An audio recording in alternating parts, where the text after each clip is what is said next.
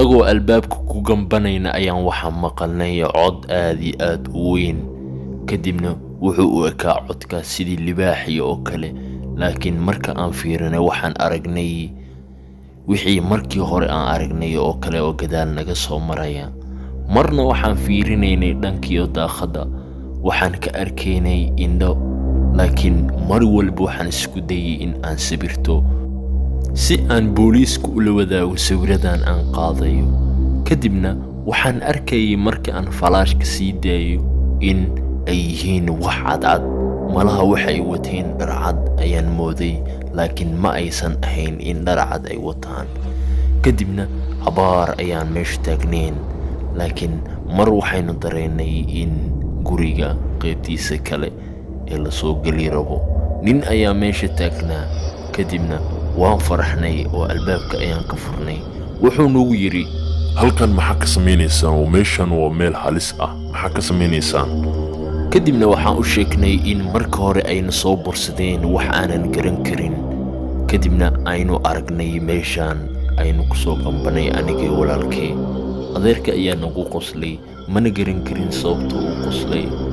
asagoo hadlayn wuxuu nagu dhahay, war halkaana u soo cararayseen, meeshaan dad badan ayaa lagu laayay. orodoo ka soo baxa, soo baxa, aniga ayaa idin kaxaynaya, meel ammaan ayaa idin keenaya, kadibna xaafidiin sii aada.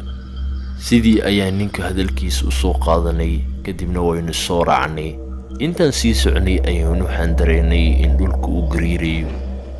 cabaar ay meeshii taagneen, laakiin waxaana marsikadiisna la go'ay dhulka. aad baan u yaabay, waana xoogaa miir daboolmay aniga. kadibna ninkii ayaa ii muuqday. aad buu asaga xataa waa u yaabanaa. annaga dhammaanteen boor ayaan wejiyadeena noqday. kadibna waxaynu is aragnay anagoo taagan meel god ah.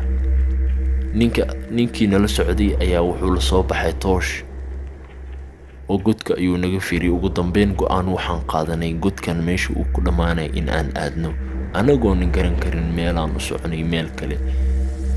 ninkii nala socday ayaa aad iyo aad u yaabanaa asaga naftigii.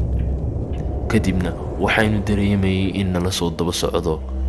marsikadiis ayaan waxaynu ku aragnay in gadaashiina la taagan yahay, laakiin mana arkin waxaas waxay ahaayeen oo mugdi ayuu ahaa markii hore.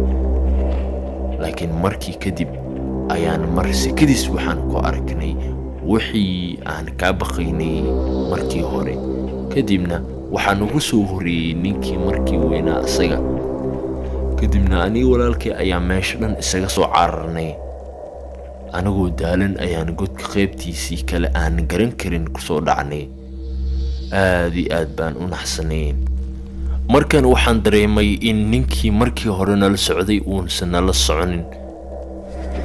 walaalkay ayaan isweydiinay, laakiin aniga telefoonkayga ayaan la soo baxay si aan arrinkan booliiska u wargeliyo. kadibna booliiska ayaan wacay oo waana u sheegay sida ay wax u dhaceen iyo meesha aan joogno. kadibna booliiska ayaa meesha yimid. wax walba sida ay u dhaceen booliiska ayaynu u sheegnay. ugu dambeyn indhahayga waxay qabanayeen ninkii oo dhaawac ah. kadibna aad iyo aad baan u naxay. ugu dambeyntii meeshii oo idil ayaa baaritaan lagu sameeyey. kadibna meeshii oo idil waa la wada xiray si aysan dadku u gelin, sababtoo ah waxyeelo ayaa kaa soo gaarayso. waxaas ilaa haddan lama yaqaano.